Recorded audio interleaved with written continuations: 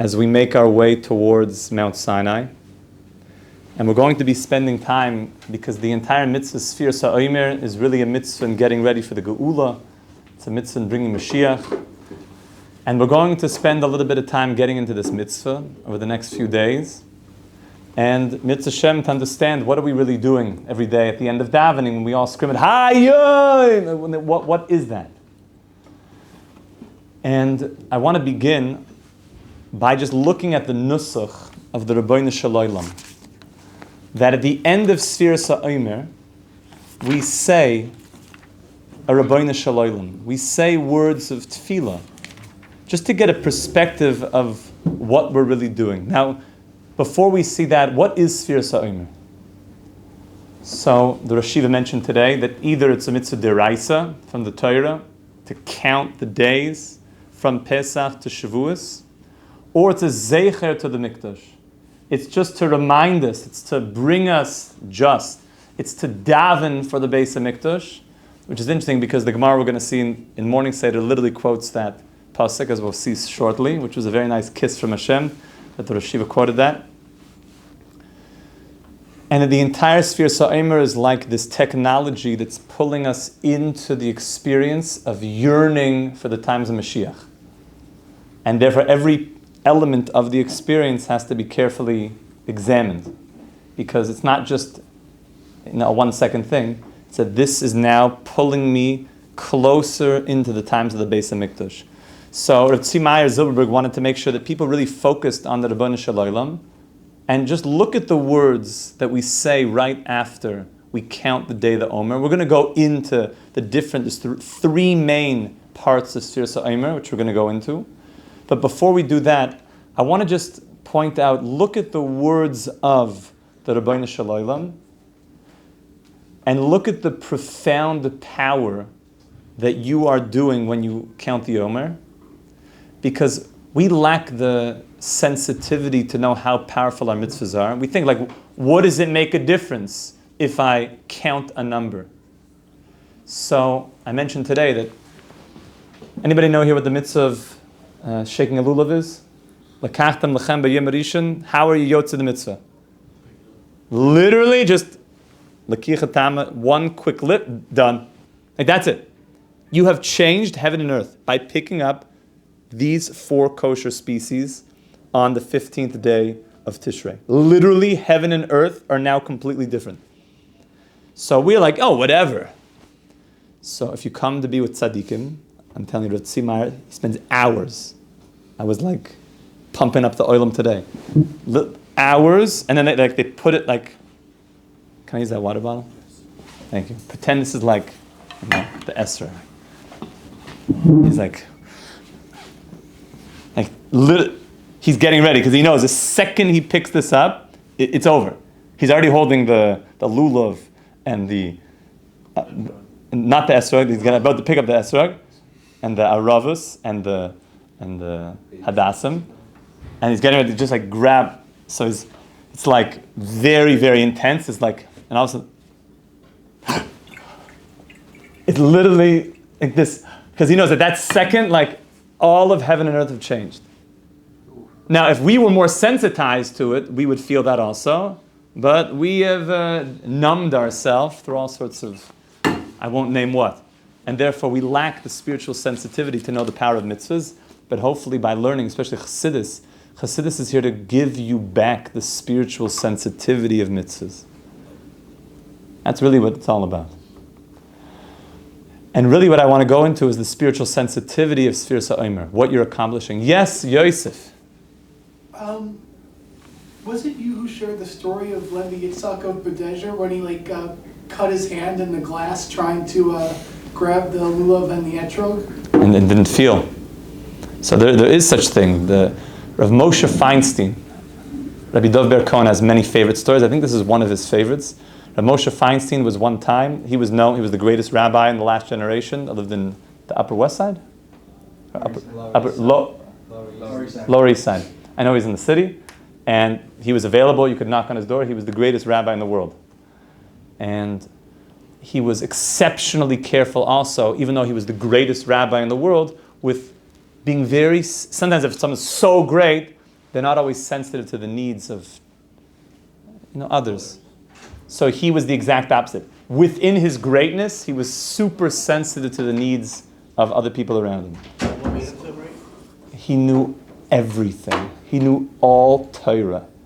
Everything. And a lot of it he learned in Siberia. Like, he knew everything. So, and he learned it all. Like, he knew it all. It was genius. So one of the stories was that he was in a car and somebody had slammed the door shut when they were putting him in, and then they went into the car afterwards. And they didn't notice that they slammed the door on his fingers. So his fingers were stuck in the door, slammed, being crushed in the door while now the car is driving. So instead of him screaming out, he didn't want to embarrass the person. He went, I don't know how many blocks it was a number of blocks, and he just, pleasant. And then when the time was right, he got out and then released his fingers from the bone-crushing reality that they were in. Why did he do that? Because for him, not embarrassing somebody else, it wasn't that he wasn't, like he was like, that brought him to another level that superseded the pain. There's many stories of tzaddikim that they would have surgeries and they wouldn't feel anything. Like literally surgeries, mamish. They would not feel certain things. It's known of the Sanzer Rebbe, whose yurtzeit we just had. Now that we mentioned the Sanzer Rebbe, we just have to say a little bit and we'll get to Sfas Emes. The Sanzer Rebbe, famous Maisa, that he was known to be a genius when he was young. It was just his yurtzeit on the 25th of Nisan, Schus Hagen Aleinu. So the Sanzer Rebbe was known to be a genius, and everybody wanted their daughter to be his Kala. So the Sanzer Rebbe, there was one girl that was very fitting, and she was Zoicha. She had the merit, and she was going to be his Kala. Later, she saw that the Sanzer Rebbe had a bad foot. He was like a bit crippled. And she wanted to call off the whole thing. It can't be. I'm a husband, not. So the Sanzer Rebbe immediately said, I'm going to go see her. No, I want to go see her. So he went to go see the Kala. And he said to her, look, they were standing together, and he said, look in the mirror. She looked in the mirror. She saw herself. She saw that she was very disfigured. She had a lot of problems. And she got very, very scared. She said, what is this? This is scaring me. She said, let me explain. He said, up in heaven, we were decreed that we were going to be soulmates. And I saw that you were supposed to have a number of very, very severe physical challenges. But I knew that for you to bear those physical challenges would be too much for you to handle. And therefore I decided that I would take those upon myself, and I would go through life with certain physical challenges. And that's why I have the challenges that I have. So after that, she said, okay, I think we'll go through the chassan in the end. So at a certain point, though, he needed to get surgery. Very, very strong surgery. But he said, they just did it. That they said, like, we can give you, it's like, you do your thing, I'll do my thing. You do your thing, I'll do my thing.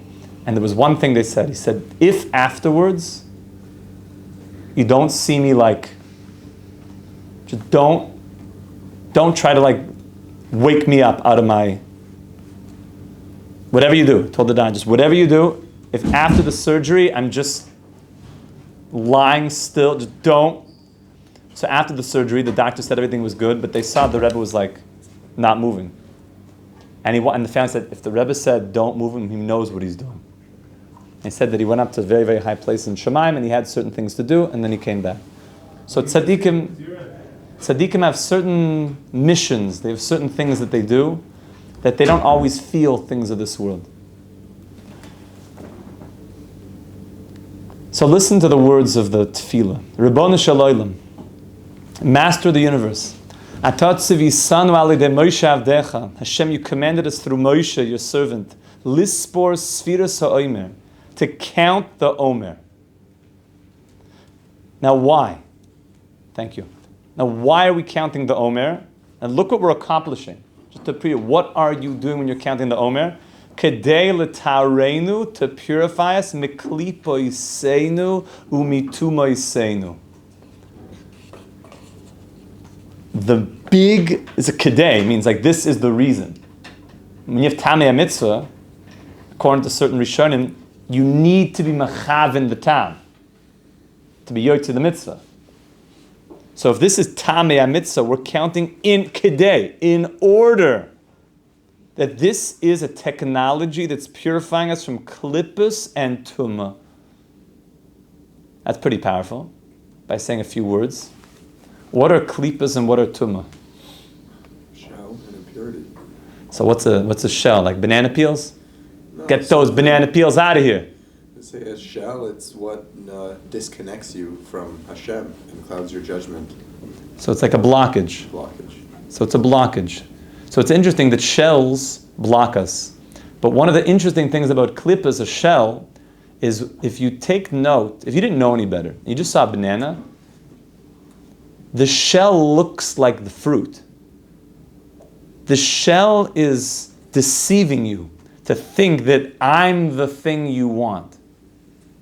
You don't really want the shell. You want the fruit under the shell. But it gives you a deception that what you want is that. A pomegranate, you don't want to eat too much pomegranate shell. It wouldn't be so good. But it leads you on to thinking that this is the object of your desire. But really what you want to do is to see past the shell and go in. So shells are really, it's all metaphorical. This is all conceptual. The shells, by the way, are your instincts. The shells are the things that, and really, the shells of our life are the parts of us which have stolen our identity and convinced us that this is what I want, but in fact it's just a trap. I should go into this profession because it's probably gaivadik, it's probably this, it's probably for my ego, haughty. And it's convinced me, and sometimes it even dresses itself up in like a big mitzvah, and I'm doing amazing things. Shells are very deceiving. And they weave themselves into our personality that fools us.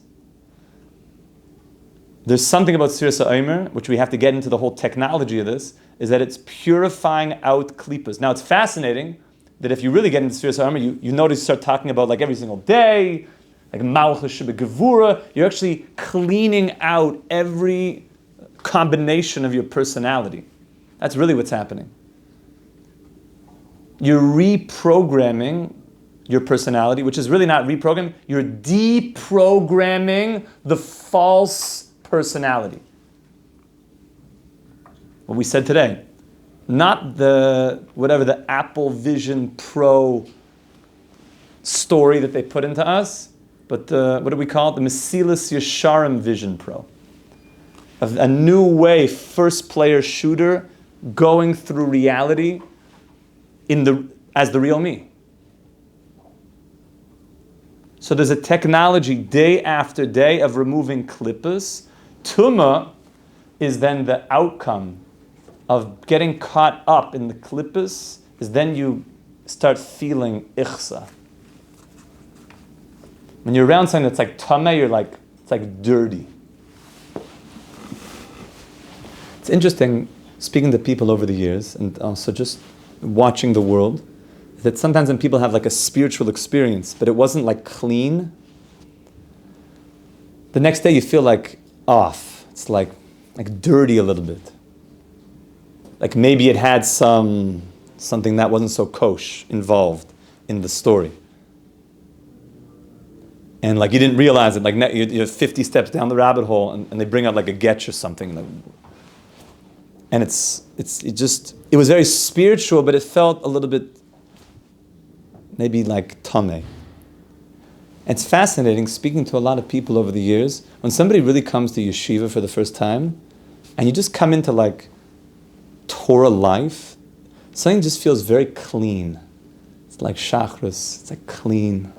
Mincha, Ma'ariv, lighting Shabbos candles. It's like clean burning. And that's the idea, is that kosher food, we're cleaning things up. We're cleaning up tumah. So you have to keep in mind that when you're counting Sfas Emes, there's something that you're removing klippa and tumah. Kamoisha kosavta b'soirasecha. Like you wrote in the Torah, Sfartem lachem imocharos Shabbos. We're going to spend a lot of time you got to know these psukim. You shall count from the day after Shabbos. Now, which day is that referring to? Which is Pesach. The day after Shabbos here refers to Pesach. Pesach is called Shabbos. Miyoim aviyachem es Omer atnufa. From the day that you bring the Omer offering. Anybody know what the Omer offering was? Wine libation? It was barley. And we'll talk about this. Flour. It was a barley offering that they would shake the barley. Just appreciate this. It's amazing we're in this Gemara now. All the grain of Israel cannot be touched. Just imagine this for a second. Imagine you cannot cut the grain. All the fresh grain, all the chadash. Not even one farmer can go out and let me get me some of that wheat, the good. You cannot touch all the fresh. It's ready.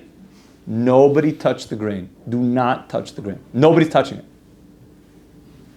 The night after the first day of Pesach, the first cutting, could you imagine just like that moment? Like the whole Jewish people, it's saying we're cutting the Omer. They bring it to Beis HaMikdash. This is heavy stuff. Everyone's it's happening.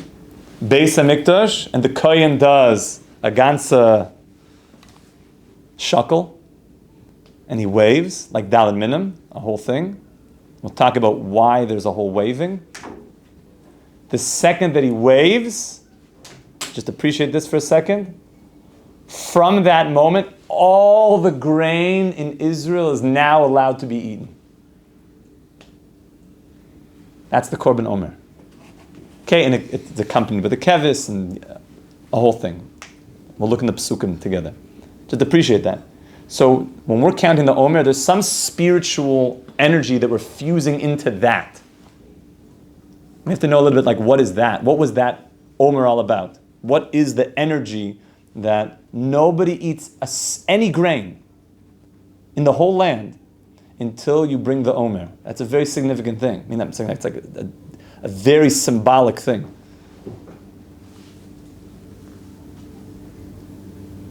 Sheva Shabbosais Temimas Tiena. It has to be 7 complete weeks that you're counting. Complete. There's something about the Omer that has to be perfect, complete. Is the Omer 49 mitzvahs or one long mitzvah? What if you miss a day? Can you still count? So we'll talk about it. Ad mi mocharas haShabbos hashvis tisperu chamishim yoim. Until after the 7th Shabbos, you should count 50 days. You count the 50th day? How many days do we count? 49. We count 49. But it says tisperu chamishim, count 50. You don't count the 50th, but it says count 50. Okay, there's a lot of Torah there. Another Kedei. Kedei. Shi'itaru nafshois amcha Yisrael mezu amasam. Again, there's something here now. We're being matar the nefesh from something called zuma. Zuma is always related to which creature? The nachash. The zuma of the nachash. Now there's something even more profound. We're going from klipa and tuma to zuma. Who's Nachash? Nachash is the primordial snake, the nachash akadmoini, which exists in every generation. So we're doing something called You realize that's what's happening every night after Ma'ariv? You're like removing snake venom from your soul. That's awesome. That's amazing. We just need to have kavanah of this. It's amazing. Just remember, see when I'm picking up the S, this is changing the world. See, we read things, but it's like, a newspaper or something. This is reality. A few more lines. Uvechein. And therefore, because of all of the reality we have just spoken out, it should be your will, Hashem. Now there's a bakasha. First, it's the reality, and now we're davening according to this reality. Hashem Aleichem v'leke'av should be schus in the merit of us counting the Omer, shesafarti hayom, that I counted today, yesukun masha pogamti, and now I'm going into specific delineation of that midah ra, and a pagam, something that was blemished. A pagam means something blemished. It means that I lost myself to klippa, I lost myself, I'm now in a place of tumah, I'm removing, in the process of removing zuhama, but there's a blemish there. There was a blemish, and I want to fix that blemish. This is like serious cosmic surgery. Mega. Shepogamti besfira, and then you say the sfira, i.e., which part of your personality that went off, that was stolen by the dark side. And every day has a different energy and a different vibe that was hijacked. It's like personality theft, like identity theft. Someone's stealing that part of you and convincing that you're something else. And then you say, ve'etaher, I should be cleansed, ve'eskadesh, bikdusha shel mala. Now what you're doing is you're drawing down kedusha, you're drawing down heavenly light into that. It's like healing. You're doing the local surgery, and now you're bringing godly light to fill that, which is a lot of healing. A lot of very powerful healing is drawing godly light into locations and allowing that godly light to fill and to remove and dispel the darkness, because a little bit of light pushes away a lot of darkness. And as I do this, Al Yedei, you know what happens? And these last lines, everybody sings it as a song. I sing with my kids. We dance around. It's kashmak. The Al Yedei, through this, Yushpa Shefarav B'chol ha'olamos. By doing this, we will bring an influx of Shefarav. I don't know if you can translate those. We'll bring an influx of spiritual goodness for humanity into all the universes, for the benefit of everybody. Goodness for all. No pressure, guys, at Ma'ariv tonight. You're like, I haven't been saying that. Not only that, and to totally fix up our life. It's like mega therapy happening to fix your life. Verucha yiseinu, our spirit. Venishma yiseinu.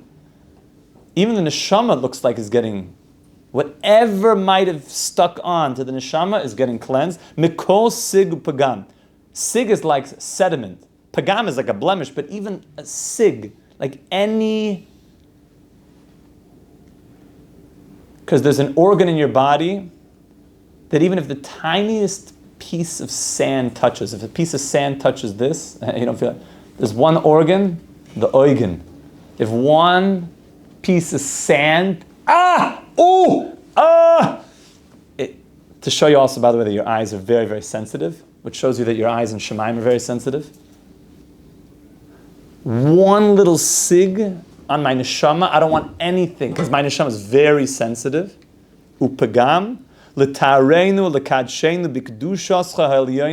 Hashem, you're going to purify us and give us kedusha, tremendous kedusha, elyoina, elevate us, amen, selah.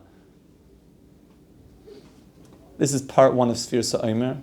So what did we see today? Sfas Emes is not a small thing. Sfas Emes is a massive massive opportunity for healing, for bringing blessing to all humanity, for marching towards the days of Mashiach, because the days of Mashiach are all about removing all the bad and all the ra inside of us and preparing the world for a time of total blessing and goodness for all humanity. That's what we're getting ready for.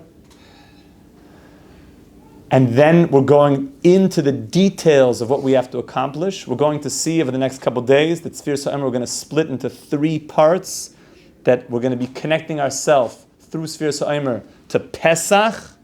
We're going to connect ourselves to the Omer itself, the barley Omer, and we're going to connect ourselves to the Chag HaShavuos, and we're going to see that all of that energy is happening every single day and is building every single day. We should be Zeicha Mamish to Mashid Tzidkeinu B'mhira V'yiminu. Amen. Amen. Have a wonderful day, my friends. Hatzlacha, wonderful Zman.